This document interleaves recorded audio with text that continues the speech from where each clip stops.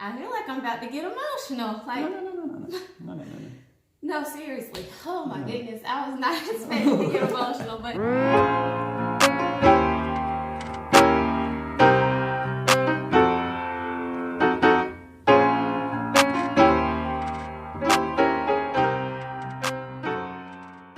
hi guys, and welcome back to my channel. Today I have my husband here with me, and we are going to be discussing marrying and starting a family young. So if you haven't done so already, please make sure you subscribe right now and click the bell to be notified when I post new content. Also, head over to my blog at Jazzy Virtue and make sure you subscribe to our newsletter over there for more content.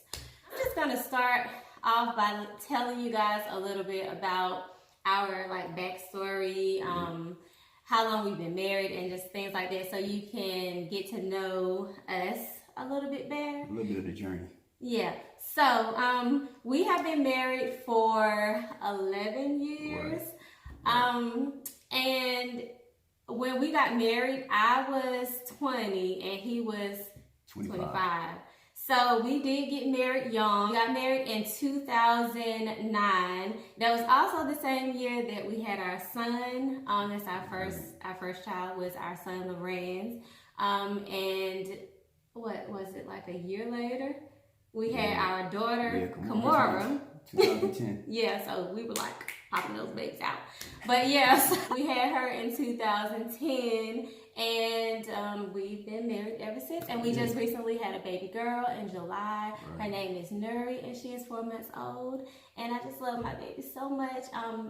God really, really came through. She was a miracle. She seriously was a miracle. Yeah. It took a lot to get her here. I'm just gonna say that, and I'll do another vlog about that. I had a tubal reversal actually, and we got pregnant with her 3 months later. So that was really a miracle.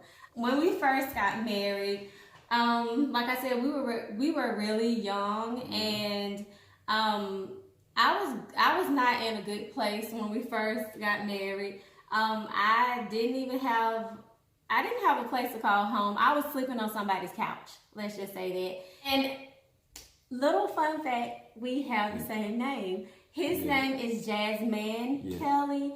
We call him Jazz, and my name was Jasmine Kelly. It is now. My name was Jasmine Kearney. So it was kind of weird that our names were so much, even the last names sounded alike. Right. It was really weird. And I did not know him. He lived in Henderson. I was from Oxford. I never knew him until it was like I had just started seeing him around. I had seen him at Walmart, and I was like, even though I worked in Oxford. Yeah, and I had never, and all of my friends and my family, they remembered seeing you, and I didn't. Yeah. I never paid attention to him. I just never did. But it seemed like I had just started seeing him places, and he had these long, neat dreads, and he had this big diamond earring in his ear, and he drove this nice Charger with these rims, and I was just like, oh, who is that? I remember seeing him, I think walking in a parking lot somewhere in Oxford. It might have been Walmart, and I told my cousin, I was like, I'm gonna get him. It's funny because I actually seen him on MySpace. We met on MySpace. We did. And I seen. Yes. And so I seen him on MySpace under somebody else's top 5 or something like that, because we kind of knew the same people, but we didn't know each other. We never knew each other. We're small communities. Yeah. And so when I saw him, I was like, oh, that's that guy. And his name was Big Jazz on MySpace. And I was like, his name is Jazz? I'm like, this is so weird. And so I sent him a friend request, and I was like, you know what? I'm not even going to send him a message. I'm going to send him this request and see if he noticed me, and I'm just going to back off. And not long after I sent the friend request. Right. I said, oh, okay, Jasmine. Okay, Jasmine. All right. So then I started going through her pictures. Like, oh, I've seen her before. Yeah. So that's exactly what's in there. I've seen her before. And so he sent me a message, and I will never forget the message because I was like so excited. I was like, oh, he didn't notice me. It was like, hey, yo, I seen you before. Yeah. And I was like, okay, I got him. And so that's where it all began. And it didn't start off, it was a little, it was rocky. We've been A1 since day one. Yeah. But it was just like a rocky start and stuff like that. And that's for another vlog. Okay. Yeah. But anyways, but we basically started with nothing. Like when we first got married. I was still living in my mom and dad's house. And I was living on somebody's couch. Yeah. And we were not married when we got pregnant with my son. Like we weren't. And we moved so fast, thank God that it worked out. It did work out. And he has been my best friend ever since. And I love him so much. Like honestly, he seriously is my best friend. Back to where we began. Yeah. Like I said, he had a job that was paying nothing. Okay, and I didn't have a job. I was like trying to find a job, and I was like really struggling during that time. So when I got pregnant, it was a shock to me. Right, I like my job. I wasn't even making $1,000 a month. Yeah, so it was really a financial struggle. Yeah. We were borrowing money from his mom, and God bless her. She is the sweetest lady ever, and she has had our back since day one. But we were like borrowing money from his mom and stuff like that. And so when we decided we wanted to move out, I don't know what we were thinking.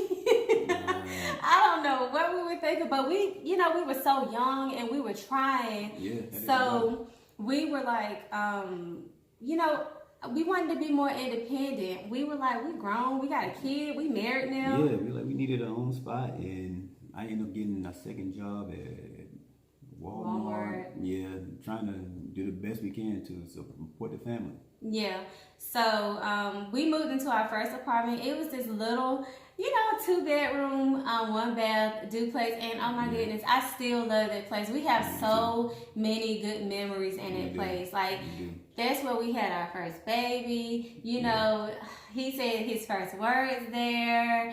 Yeah. His first birthday party. That's where I got pregnant with my daughter. Yeah. And like about that, we were still not financially stable at that point when we decided to have another kid. But I really wanted more children. I wanted my son to have a sibling to grow up with and to, in close age.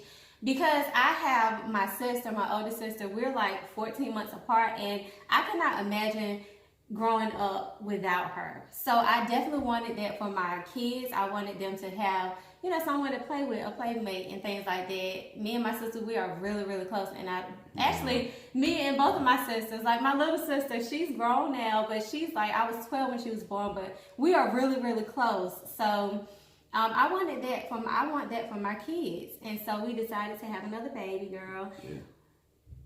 When she was born, we moved back in with my parents. Yeah, so we definitely was nowhere near financial stability. Mm-hmm. We ended up moving back because I wanted to save more money for, a bigger place. We never gave up the dream of having more. Yeah, we always... We had so little. We knew one day we was going to do more, and it took a long time. Yes, it did. It took a few years, but you don't give up faith. Exactly. You gotta keep pushing. Yeah, so we ended up moving back in with his mom to try to save up some more money. We stayed there for a little while, and I actually had started like going to a phlebotomy class because let me tell you, I tried so many things to try to get us out the hole. I wanted to go back to work. It just didn't happen because daycare was so expensive. So I would try to go back to school because I had this dream of like having a job to help out support my family and things like that. So I did go back for phlebotomy, and that was a great experience. Me and my sister actually went to phlebotomy together, and it was a fun experience even though I never used it. But I had, I was trying. You did it. I tried. I even tried going back to work a couple of times, but it never worked out because of babysitter issues. Yeah, like we couldn't find a babysitter. And daycare was pretty much pointless. Oh my goodness. if we was to do daycare, I would end up spending more money. Yeah, so that wasn't with two smart. kids. With two kids. We even like tried to get government assistance. Like we tried, but he made too much. I thought we were at rock bottom, but apparently we weren't. So we couldn't get that financial, assistance. But I tried plenty of times. We even lost our food stamps. Yeah, because he made too much. Yeah. And I'm like, are you serious? But anyways, we never wanted to stay on government assistance. We don't think it's a problem if you need that help for a little while. No, it's people fall on hard times. People need help sometimes. There's nothing wrong with that. But, we just wanted to get to a point where we didn't need it anymore. Right. And it was a long time coming. I remember, there were times before we got to the point that we are now. Our Saturdays consisted of us going, looking at, driving through nice neighborhoods and looking at, these nice houses. And we were always like, where do these people work at? And they got it all together. Like, man, you're going to be there one day. Oh, my goodness. We were like, they got it together. Like, we just wanted to go up to them and be like, look, what do you do? What do you do? You know? Hiring. And now it's funny because now we're in that neighborhood and we're like, oh, okay, so they didn't have it all together. And we are at a place of financial stability that we've never been in our lives, and it is a blessing. We just thank God for that because honestly, we got here because of Him, our faith in Him. Honestly, I don't know where we would be without Him because it's really been a long journey for us. It's been a long journey, and as a young couple starting out, when neither one of us was good financially, it was a strain. Yeah. It was hard. Going house to house, apartment to apartment, townhouse to town. It's like going back and forth to my parents' house. Like it was a lot of moves in between. Yes, it was. We got to this point now. And it was at one point I was staying with my sister. Like my husband was at his parents' house, and I was at my sister's house just because I felt like I was kind of in. I know that they didn't feel that way, like I was in the way, but I just really didn't want to be in the way, even though I know they didn't mind, but I was just more comfortable at my sister's house during that time because I felt like we just kept going back. Right. But yeah, so that was hard, being a married young couple, it was hard. I'm not gonna lie, it really was hard, but we've gotten to a place where I feel like we have overcome those obstacles, from financial stability. Now, when it comes to financial stability, we make better decisions. A lot better decisions. For one, you have to talk to your spouse when you're making a big financial decision, buying a car, big purchases. You have to have that communication. Yeah. If not, if that communication is off, that's going to be a problem. It is. Because you're not just living for yourself, you're living for your spouse too, So you have to take that into consideration as well. You can't just go out and just be buying up all this crazy stuff. You can't be buying clothes and your sneakers and stuff and you're not financially stable. We had to learn that in our journey to go further. We had to save, get a credit straight and all this, and everything that took time to learn. It did. Nobody told us how to do this. We had to figure it out on our own because where we come from, we don't come from money. Let's just say it like that. We don't come from money. Nobody ever taught us about how to build your credit, how to keep your credit, straight. Nobody ever taught us about that. So everybody's still, we're still learning. Let's just say that. And so with that, I had to learn. I also had to learn how to not be selfish. That was something I can admit. I used to be selfish. I did. You cannot be selfish in a marriage, and especially when you have kids, you cannot be selfish. So I had to learn how to be selfless, and I think our marriage has really taught me how to be selfless because I had to, like I said, take other people's feelings into consideration. It wasn't just about me anymore. And then I had to think about things that how can I make him happy? How can he's such a good spouse, and things seem to come so natural for you. Like fatherhood came natural for him, and just being kind and just like generous and a good provider. It seemed like marriage and parenthood just naturally, it was so natural for him. And for me, I struggled a little bit in the beginning. I had to learn. Yeah. I really did. I had to learn. And it's something I always prayed on, how to get better. I wanted to be better. I wanted to be a better wife. I wanted to be a better mother. And I didn't see, as far as the being a good wife, I didn't grow up seeing that. My parents, they weren't married, and I didn't really have that. I didn't have that experience with it. I didn't know. I had to grow and I had to learn as we went. And I thank God for growth. I always loved my husband. I always been loyal. I never had a problem with being loyal. It was I had a problem being selfish. Yeah. I just thank God for him because he has always been so patient with me. Like, you have always been very patient with me during this process. And I just thank God for a patient husband. So back to financial stability, because we went a little off. Yeah. But when it comes to financial stability, we have learned how to bargain shop. Yep. And then we have learned to say no to some purchases that we want, or either you got to. If we want to get it, we save. You got to learn how to save. The one thing my mother did teach me, well, she taught me a lot of stuff. But one of the things she taught me was save money. She was like just like my father told me, just like you pay a bill, pay yourself. And just keep saving. Even though for the longest time I did not listen to that, because if I had some and I wanted something, I tried to sneak and buy it. Oh, yes, because I did that a lot. I did, because I knew she would say no. But I said, if I got it already, she ain't say nothing about it. So I used to do that a lot. But and that's where that growth comes in. Growth and maturity, right? Yeah. Like the kids was always good. They were like, man, I worked so much, man. I think I deserve this. And you did, but it was not a priority. We had goals, and that wasn't part of the plan. Yeah. So I had to learn that. I had to humble myself. I'm like, no, I got to do this. I got to get this paid off. And growing process. Yeah. So when we moved into our house, we actually did a lot of bargain shopping. Our whole patio said trampoline for the kids. Like, a lot of the stuff that we have is from Facebook Market or a good sale.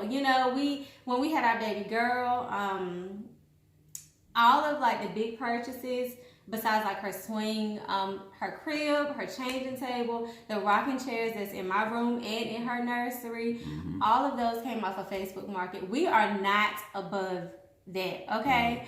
Not at all. We still, I don't, honestly, unless we're rich, I don't care. I'm going to bargain shop. A deal is a deal, no matter where you get it from. Exactly. So that's one way we've learned how to, maintain financial stability. Also, planning meals for the week. When I go grocery shop, I'll plan out in my head, okay, what are we going to have this day? What are we going to have for dinner this day? And then, so that's how I do my grocery planning. I do that for 2 weeks. Yeah. And then, I don't do it for the month, because for me, that's just so overwhelming, and it's just so much. And then I feel like we would run out of room in the refrigerator. Yeah. So I don't do that. I just grocery shop for the 2 weeks, and then, when we need to, we pick up small stuff throughout the week, like bread, because that seems to just really go. That's how we try to maintain financial stability. Okay, so I'm going to talk about how our marriage has made us grow spiritually. First of all, for us, it is very important that we keep God first. Yes. We feel like within any marriage, really, we feel like God should be number one. So that for us, that has definitely brought us a long way. A long way. And for our spiritual journey, I feel like we have gone on our spiritual journey together. Yeah. Because there has been a lot of stuff that we had to unlearn. Yes. During this process, and it has not been easy. A lot of sacrifices had to be made because we were unlearning some things that we were taught that wasn't, biblical. Right, a lot of traditions had to be broken. And it was hard, I'm not going to lie, and we are not perfect by any means, but the thing is, we are trying. Right. We are really trying, and we want to, live lives that are pleasing to God. So we started this journey. I would say we started this journey together. We grew up in Christian households, but like I said, it was a lot of unlearning when we got to a point of searching for ourselves. Right. A lot of questions popped up and a lot of unanswered questions and stuff. We just had to, the thing was, mostly we were going by what somebody said. Instead of reading and learning for ourselves. Yeah. And then, backing up with facts and stuff like that, and talking to different pastors and stuff, and confirmation and stuff like that. You just had to. A lot of stuff was just unlearned and learning all over again. Exactly. Yeah. Honestly, I cannot stress to you guys enough how much this man is my best friend. Like, seriously, I feel like I'm about to get emotional. Like, No. No, seriously. Oh my goodness. I was not expecting to get emotional, but seriously. He is really my best friend. Like, we have been through so much together, but we have been through so much together, but I just thank God for keeping us, and I'm just forever grateful. Blessings. Yeah, that he blessed us, and that we have each other. Yeah. My camera had cut off, and we had some really good conversations, so I don't even know where we left off because it was getting so good. But I just wanted to, someone asked us, what are some of the toughest things we feel like married people or marriage goes through? And I think it's more so learning each other, learning how, learning his love language, him learning mine. Like I said, being selfless, learning how to be selfless, learning how to communicate, because like I said, you're not living just for yourself now. It's you and your spouse and your kids if you have kids. So, and some people get married, they're not ready to get married. They get married and they're still in their lustful ways and wandering eyes, and that's when a lot of infidelity starts kicking in. You gotta be ready. You can't go in there just playing around and just to shit somebody like, okay, all right, we married now. Okay. Yeah, it's not a game. No, marriage is very sacred. So if you're not ready, then don't do it. Yeah, it can be hard, but it's also it's so good. It's hard to describe. It's really it's amazing. It is. It's just, if you're a parent, it's like parenthood. Like, you love your children, you go through some things, but at the end of the day, you just couldn't imagine life without them, And to me, that's how I feel within our marriage. Like, I love our marriage. I love what we have. I love our family, and Right, and it's a lot of has to do with, first of all, God and keeping blessed. Yeah. And a lot of it's trust. You have to trust each other. You go into a marriage or any relationship and there's no trust, it's not gonna work. Yeah. Trust is very important. Right. It's been we don't even think going through each other's phones or anything like that. That don't even cross our mind. No. We hear all the time, went through so-and-so phone. Hey, you took your phone? No, I can give her my phone. We have each other's passwords and everything. Yeah, I don't, but honestly, I just don't even think about getting married young. There's a lot of temptation out there. So even when you're older, there's temptation. But when you're young, I feel like it's harder to resist those temptations. So that's another thing that I think, is a problem, especially getting married young and things like that. That's something that you may run into. And it's just, you have to stay the course. You have to think about other people's feelings. You do.